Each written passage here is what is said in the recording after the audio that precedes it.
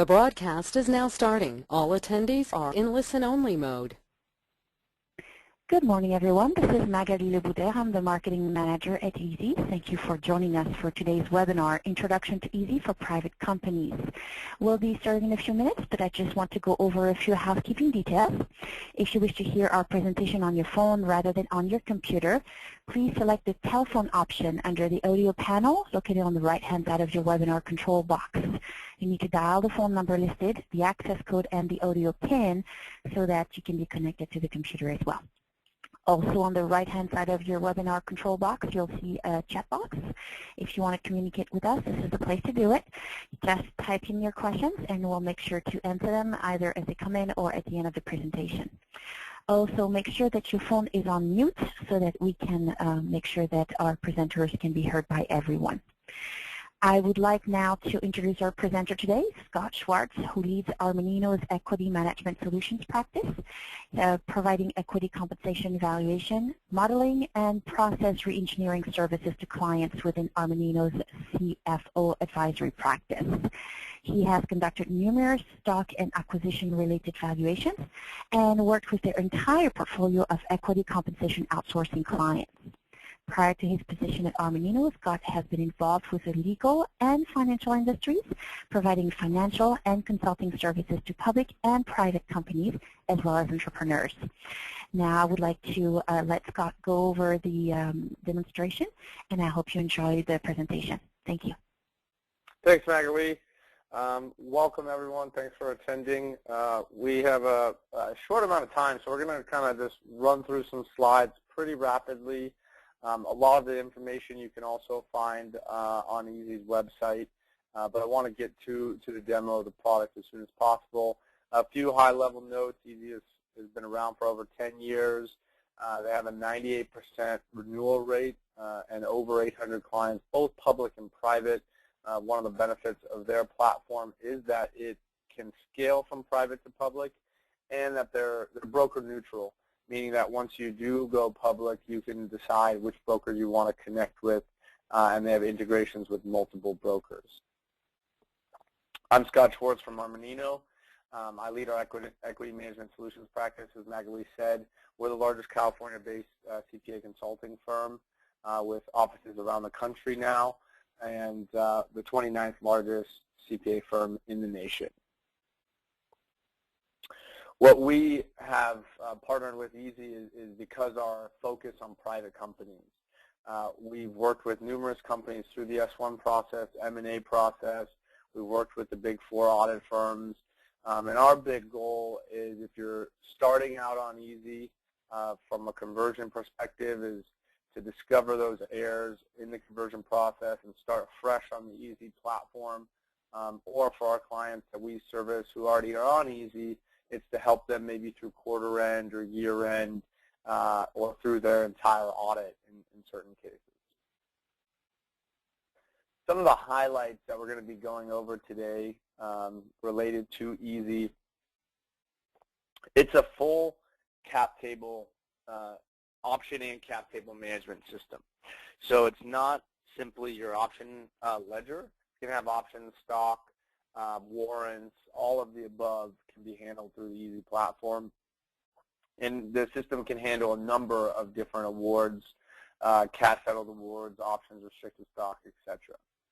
On the participant side, which we're actually seeing a lot more private companies roll out the participant portal, it gives companies the ability to go paperless, or more paperless, I should say.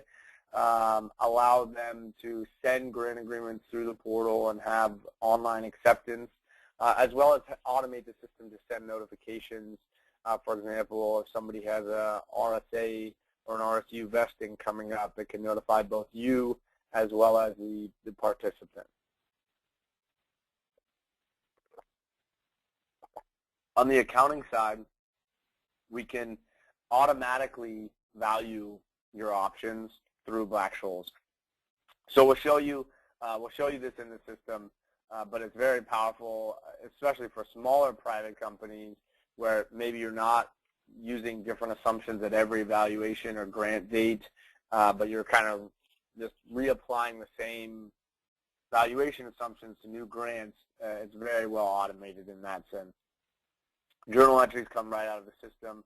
There's more than 300 reports, as well as the ability to build custom reports. On the private to public side, so as I said, EASi has about 60% of its clients are actually public clients. But there's the ability to have all of your Section 16 filings done via the system, daily price feed. The payroll HRIS interface is available to you as a private company as well. Certain private companies of a certain size it makes sense for. But the broker and the broker connectivity is what differentiates EASi, because you can choose your broker that you want to connect to and link to and have an automated feed from EASi to the broker. Corporate tax becomes a bigger issue as a public company as well. What does this all mean? And then we're going to get to the product. But basically, it's more efficient, and it's going to end up saving you time and money. Most of the cost savings, the return on investment we look at is the time it saves the finance organization, the HR organization. Potentially, you're having external legal manage portions of your equity management that you don't need to have them manage, your cap table perhaps, or grant agreements or something like that. You could bring that in-house and save those hundreds of dollars an hour that you're paying. And the controls perspective, definitely if you're on a spreadsheet, you're going to have a lot more controls just leveraging the system from the data is more static, or it's date sensitive in many cases, date and time stamped compared to a spreadsheet. With that, let's jump into the software. If you do have any questions, please feel free to put them in the box, and Magali can let me know, or I can somehow find my GoToMeeting again. But we're going to log in here. It's a cloud-based solution, and we can log in from any browser, from anywhere. No need to get an IT involved to install anything onto your servers. All cloud-based. EASi does 2 major releases a year, so that gets rolled out to their entire client base, including you and everyone else. And in addition to being cloud-based, there's also the ability to give people different roles. So, which means that I could log in as a certain role while you're logging in as a different role, or we could log in at the same time. But the roles allow you to give people different security level access. So there's about 18, I think, different roles. We'll only have a few here, but we're going to log in as a super user. Some of the common roles, in HR, administrator may not have access to the entire option plan or be able to edit it, but they can go in and add participants. Or your attorneys can have access to the security transaction ledger and add stock certificate numbers or something like that. So we're here on the home page now. A couple of things I'd like to point out. EASi puts their SSAE 16 or formerly the SAS 70 right here on the home page for you to pull down when you need for your auditors or for your own peace of mind. Additionally, they have a learning center which has on-demand training. So you can you can go in and download and watch videos. There's a few different videos on the software. In addition to that sort of training, there's also the system help. The system help allows you to basically anywhere you are in the system, you can click on it and it'll give you information about that screen. If you wanted to know how reports were run, or not how they were run necessarily, but maybe how they're being calculated, you can get the detail on that as well via the system help. So we'll start out a little bit high level and dive deeper. So here's all of our 123R ASC 718 assumptions. So this is our expected life, volatility, peer group volatility, forfeiture rate. All that's going to be stored in the system. Not every system actually houses that data and automates this process like EASi. So it's a really nice feature, especially for private companies. The maintenance is really our behind-the-scenes setup. So we're going to set up our securities, set up our plans. It's very easy once we have everything set up to add new plans, to adjust our plans, to adjust our lookup table values, which is our filtering capabilities. And then we also have some items in here like the notification center and the OGC command center, which are related to the portal. Participants, this is all of our participant records, and we'll dive deeper into here. On the transaction side, you can see we have options, we have our stock ledger, we have warrants, we have the processing exercises, restricted awards, and then performance options and awards. Very powerful solution in the sense that we can handle pretty much any type of award, both performance-based as well as option or cash or equity-based. Reports. So we can run reports directly out of the system. Like I said earlier, there's about 300 or 400 reports. We can also build reports. So we can take a standard report and adjust it. We can just take all the data fields and create our own reports.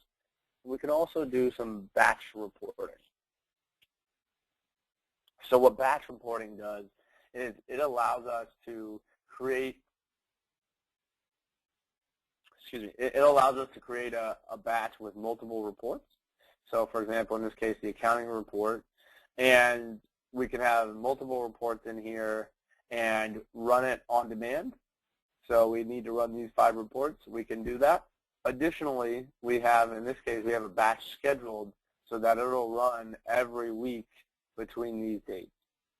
So we can have it automatically run the batch, and we can have the system email us when batches are complete, and then we go and retrieve the reports. So we get more into the reporting. Let's walk sort of through the life cycle of a grant. First and foremost, we would set up our securities, and then we would set up our plans.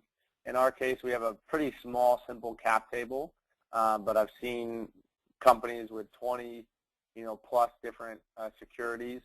System can handle that. Can handle securities that are not one-to-one convertible. So you're going to be able to see a issued and outstanding number as well as a fully diluted number, which would be different if you didn't have one-to-one conversion. We're going to set up our stock plans. So again, we can handle multiple plans.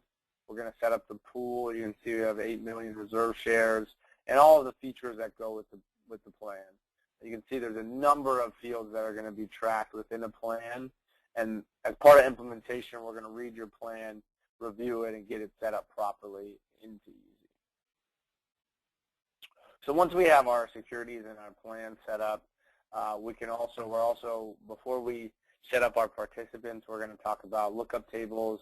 How do we want to filter our participants? So you can see these are all these categories. Some of them are on the participant level. Some of them are actually on the grant level. That's how much granularity we have. They're filtering capabilities, though.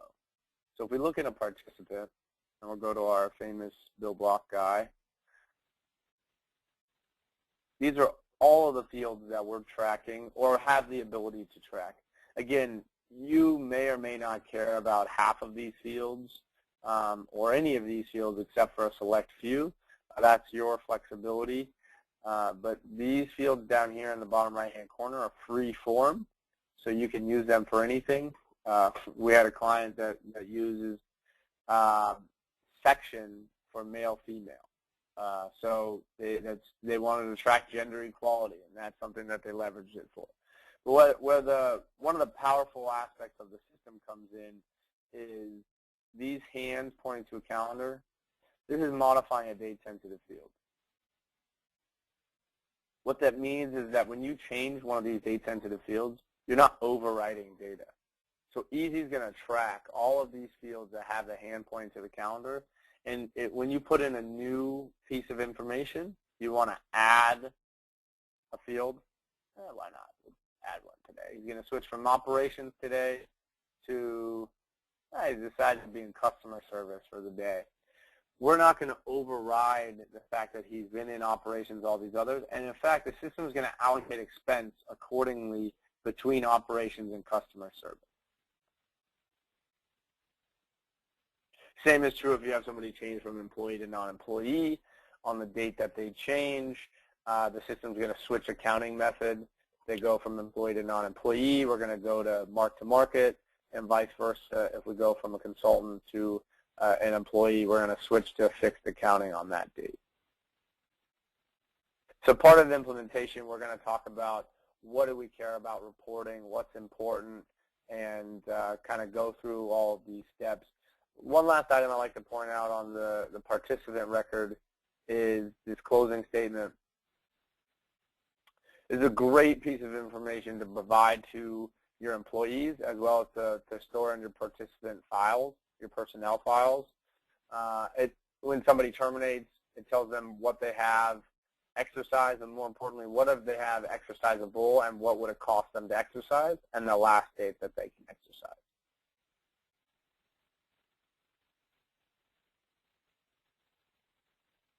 So now we're looking at our option ledger. So we'll go into an option real quick.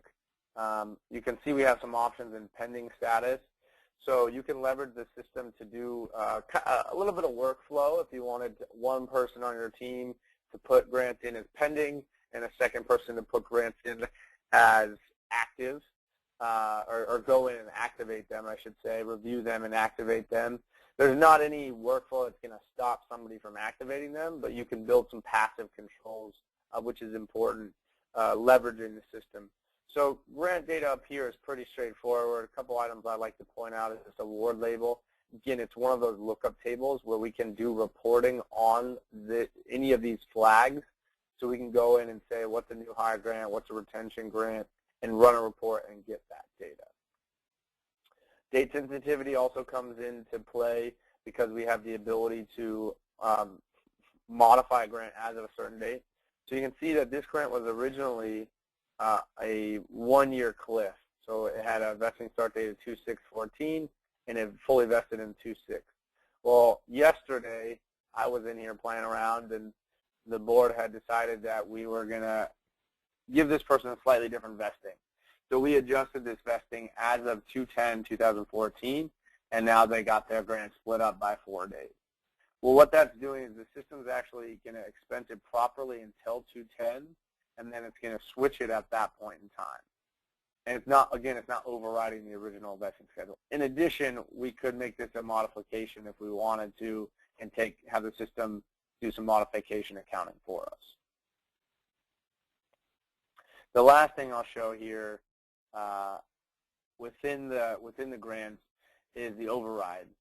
So we're going to set up the expense variables on a global basis, but we also have the ability to edit them and set them up on a grant-by-grant basis as needed. That's expense, fair values, forfeiture rate, service period. Each of these can be overridden. So now that we have a grant in the system, and there's multiple ways to get grants in the system, we can do it through the UI, pretty easy. In addition, we could use an upload template, which most companies are going to be using unless you're kind of granting one-off. Upload templates are simple Excel templates for the most part, and you just copy them to text and you upload them, and the system will tell you if it uploaded properly, if you got rejections, etc. So let's look. We're going to process an exercise now. We'll go to our friend Bill Block here. And this process is actually, if you're using the participant portal, the same process your participants would go through. They would come in here, they would select their grant, they would select their grant date, and they would walk through an exercise. And then depending on what you allowed them to do, it would notify you that somebody, or what your notifications were, it could notify you that somebody was trying to exercise. Ultimately, as a private company, when it comes down to it, you still want to collect the cash, or you have to process the transaction because there's no broker involved. So again, you can set these up to be whatever method you want. Most common is cash and check. And so before you have anybody actually process a full-on exercise, you want to get the money and then give them their certificate, or if you're uncertificated, using book entry, which more and more companies are moving to, and we recommend. That's another way to do it. So here is basically our summary, which actually has a tremendous amount of information on it related to this exercise. So we have all of our information about the original grant, and we can actually just go to that grant. We have our ordinary income, so it's calculating based on the spread between fair market value and the exercise price. And then the system is actually calculating taxes for us as well in this case. So I'll kind of just scroll down here. A lot of information here. The taxes are being calculated based on these percentages. And again, this is part of setup. Not every company, well, a lot of companies, I'll say, run this through their payroll. But you could set up the system to calculate the taxes for you. Obviously, you'd have to maintain and store, which the system allows, salary fields and year-to-date comp, etc. But if you were using that HRIS payroll interface, that data could transmit automatically. So now that we have our option, right, the last step is, or not the last step, but that option becomes stock. So kind of the last piece that we'll show on sort of the activity of an option is this stock ledger, is our stock ledger. Full stock ledger capabilities, cap table reporting capabilities. Excuse me. In addition, EASi's recently partnered with a company that has a cap table analytics tool. It's very powerful. So if you wanted to have more, even more reporting and scenario analysis, waterfall analysis, there is a module and a feed that will allow you to have that capability. Single sign-on, or it will be single sign-on, I should say. It's still in the works as far as the single sign-on piece, but the partnership is moving forward. So full stock ledger capabilities. You can see some option exercises are in here, but we can transfer, repurchase, cancel, etc. So we'll look at a couple reports here real quick. The ownership summary report is a report that I like a lot. It's basically a person-by-person holdings, and that the fully diluted amount of their holdings. I'll run a few reports here while we're going. And you can also, that ownership percent summary report, we can also filter and summarize to a smaller level. So we have each individual person here in the system, all of their holdings. So if you had, A, B, C, D, you would see A, B, C, D off to the right, but it's a fully diluted, holdings by each person. In addition, we have the ability to group people into buckets. So the most common example is if you have, one venture capital firm with 5 funds invested in you, well, maybe you want to see all of those rolled up under one firm, or you want to see your board members or your executives kind of lumped together. There is that nice ability to do that. Here's kind of a summary of that report. And again, we don't have a very robust cap table here in this demo database, but you would see all of your common and preferred stock as well as your planned and a fully diluted number there as well.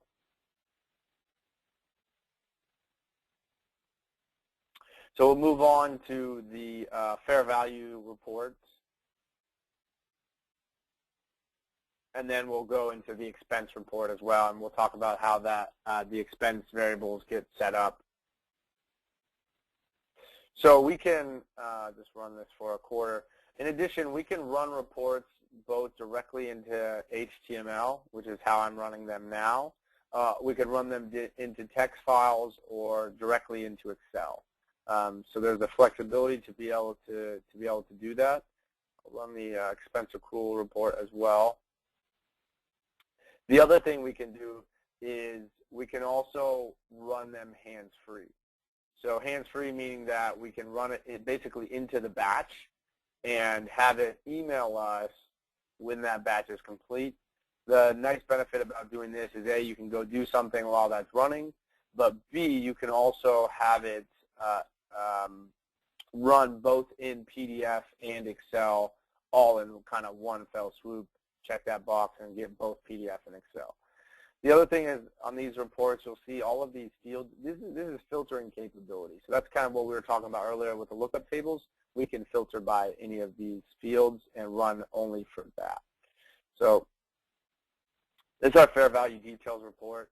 So we have all of our Black-Scholes variables here, and ultimately that equates to a fair value.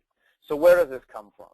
So within the system, we're going to set up our fair values, and we set them up in these tables. So again, it's date sensitive, so that once we put in a expected life, for example, or a volatility rate, if we don't want to change that, or it applies to every grant until we update it, we can leave it in here. So any grant that we put in today that has a 4-year vest is going to get a 5.9 expected life, which for you, that may be pretty standard to have a 5.9 expected life for a 4-year vest for all of 2014.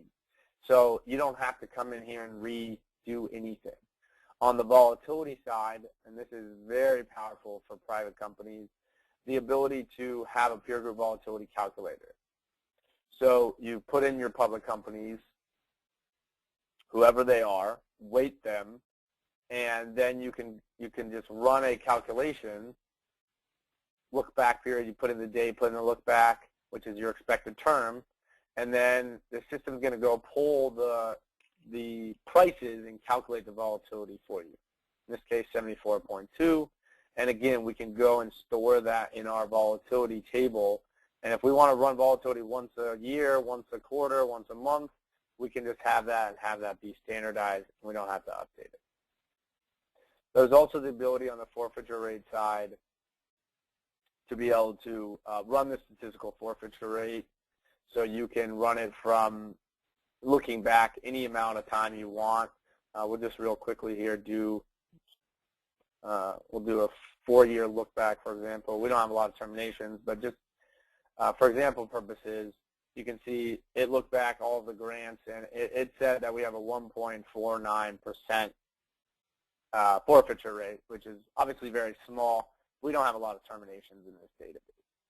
So the fair value, right, once we have our fair value, then that comes into with our expense, right? So our fair value then becomes our what we're going to expense over the life of the grant. In this case, we have a 5-year forfeiture rate. We're going to have our forfeiture adjusted rate, and then we have our prior expense, current expense, and then any forfeiture credits or reversal of expense, and then what's left. So again, this is date sensitive, so our current expense is only what falls between for the year 2013, and our prior expense is anything obviously prior to that. So we're just about out of time. I will take any questions if we have any questions. I also am going to log in real quickly, and I can just do this more from a high-level perspective. If there are any questions, I'll answer them. But we'll log in real quickly to the participant portal just to get a glimpse of that. We could do a whole half hour probably on the portal itself. Let's see if Scott, we actually have 2 very interesting questions that came in. Sure. Don't know if you want to go through. Okay. So the first one is the system equipped to handle cashless exercises? By that we mean exercising options by using the value of other options. Yes. So actually, I think you're talking about a stock swap, in fact, which would it sounds like that's what you're implying, because you're talking about using other equity. And just to clarify, so a cashless exercise, right, if you decide that you're going to just sell or withhold the cover, and then you can just get your shares less the taxes, or get your cash, less the taxes or whatever it might be. You can also do a stock swap. So the ability to sell some of the stock that you own today to cover those taxes and then get the cash that you want for all of the cash in that case. I would say, just to clarify, if you're talking about actually changing one option for another, you'd have to do that as 2 separate transactions, right? So you'd have to exercise the one option, get the stock, and then do the cashless exercise, the stock swap for the other option. So I think that answers the question. You can ping me. I'll put my contact information if you need further clarification. But the system has the flexibility to do a stock swap, yeah. Great. The second question is also a very interesting one. When does it make sense for a company to switch to a system like EASi? How many employees do you think they need? It's not necessarily based off employees. You know, we've handled and outsourced for companies as small as 20 employees, or actually less. I'd say maybe even 15 employees, and equity holders. So there's multiple kind of components, right? So it's your stockholders as well as your employees. But one thing to keep in mind is not necessarily the size, but it's all about data, complexity, volume is more important, right? If hypothetically, if you were a 10-person company, but you granted an award every month to all 10 of those people, you know, you'd have 120 awards pretty quickly in 1 year, and then you'd have a lot of data to manage. But I know I'm sort of avoiding the question, but I'd say at about you know, 25 people would be the latest I would wait. You know, the other thing is if your awards are starting to get more complex in the sense of performance awards or, you know, cash settled awards, or you start to have different types of awards. So originally we were just granting restricted stock, but now we're granting options. You know, I'd say 25 is the latest I would wait. You know, one ideal thing about switching early is that you're going to be able to start out on a system, learn it when the company is smaller, you know, less data, less quantity of data, and the conversion is going to be more inexpensive, right? It's going to be cheaper. You're going to have less data to convert. You're going to have less errors to reconcile. I hate to say it, but every spreadsheet we've converted, whether small or large, we found errors, both small and large errors. So, you know, if you get on a system early, then you're going to kind of avoid those pitfalls early as possible. Okay, let's see. I actually think we have another one. As part of the scaling to a public company, what other features are available? Automated VWAP pricing, pulling details such as volatility and pricing from online sources? So yeah, so as a public company, you already have, or as a private company, sorry, you already have your kind of the pulling the volatility of peers, which you would still really use for another year, maybe 2 years after you go public until you have enough history. But once you do, or whenever you want to start using your own ticker, there is a feed for your ticker, for your volatility, the price feed. In addition, there's the 345 filers, right? So you can have automate that process. We talked about the HRS payroll interface. That's another one that a lot of public companies are using. There's connections directly with the broker, so that's a piece that's going to be important, right? Getting the data to feed and flow seamlessly between your database, between EASi and the broker. Trying to think about if there's anything else that I missed. I was actually just going over this with a client the other day. You know, it's not necessarily public company specific, but the echo environment. You know, because your risk becomes more, it becomes larger as a public company. So whereas maybe as a private company you were kind of testing things in the system, well, there's a sandbox or the echo environment which you would probably want to consider getting maybe even more as a public company, and that's another feature, add-on module, so to speak, that you could get as well. Trying to think about. I think that those are kind of the key differentiators between private and public. On the, you know, something on the private side that you wouldn't really need on the public side is really that cap table analytics tool, which is the scenario analysis, waterfall, running waterfalls, etc. Kind of all the stuff related to your cap table and potential liquidation. But a lot of the features and functionality are built just built into the system kind of as it is today. So as a private company, you may not use them, or you may not have a need for them today, but you can grow into it. Oftentimes restricted stock is one of those things. Many private companies don't issue restricted stock. Well, once you do, or if you decide to do it as a private company, but most public companies do, you have that capability at your fingertips already. Any other questions? If you have any questions, I don't see any coming in right now, Scott, but if you do have questions, please type them into the chat box and I'll make sure to relay them to Scott. Yeah, and I'll just leave my contact information up here real quick. We started going through the participant portal, and we can go through it further for anybody who's interested.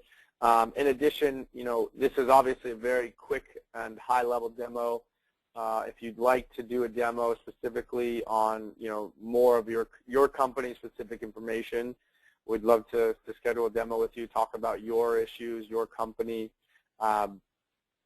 Really, EASi and Armanino, our goal, our opportunity for you is a complete solution. So not just to set up your data into EASi as it is today, but to really look at your equity process, your equity management, and make the system work for you in the most efficient and diligent way. Wonderful. Well, thank you very much, Scott. I don't see any other questions coming in, so I think we're going to wrap up. Again, if you have additional questions maybe later on you can think of, make sure to contact Scott. He will be available to answer them for you. Thank you very much for joining us this morning, and I look forward to talking to you further later on. Thank you, Scott. Thank you.